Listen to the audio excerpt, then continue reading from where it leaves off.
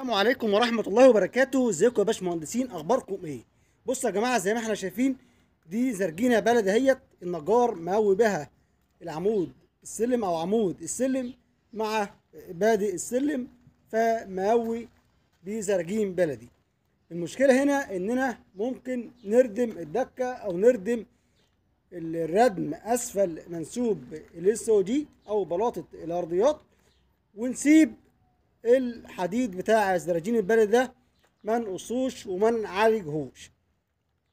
يبقى اول مشكله عندنا اننا نسيب اننا نبني مباني قصيه الردم ونردم عادي، ونسيب الحديد ده زي ما هو بالشكل ده كده. ده كده كارثه لا تغتفر.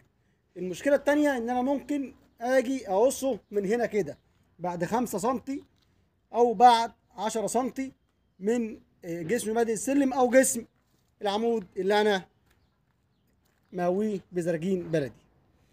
دي برضو بتكون مشكله، لان انا المفروض الصح بتاعي ان انا نقص العمود ده من الاول خالص ونخوش حوالين السيخ الحديد رفاي 8 ده، واقص من جوه شويه، يعني اخوش شويه في جسم الخرسانه واقص من جوه شويه، وبعد كده بعالج التخويش ده بجراوت واديبوند ومونه بحيث يبقى جسم العمود وبادئ السلم ما فيهوش اي حديد ظاهر.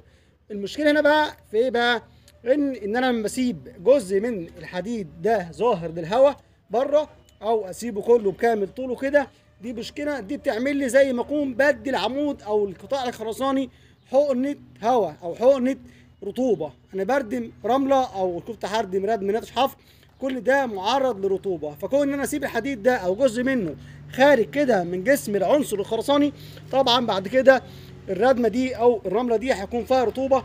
الرطوبه هتاثر على الجزء الحديد الظاهر ده.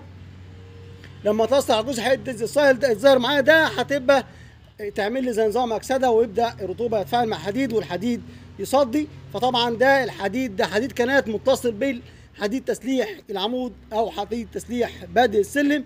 فطبعا تبص الاقي ان الصدى ظهر عندي في القطاع الخرساني، ويبدا بعد كده ينطر لي الكفر الخرساني، ونرجع نقول الخرسانه شرخت بدري او عايزه يترمم بدري ليه. وتكون المشكله في حاجه تافهه خالص زي دي او حاجه بسيطه خالص زي اللي احنا اتكلمنا فيها.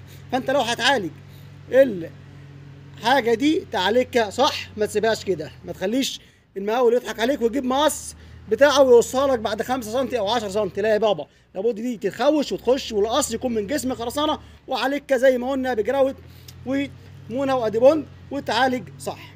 والسلام عليكم ورحمه الله وبركاته.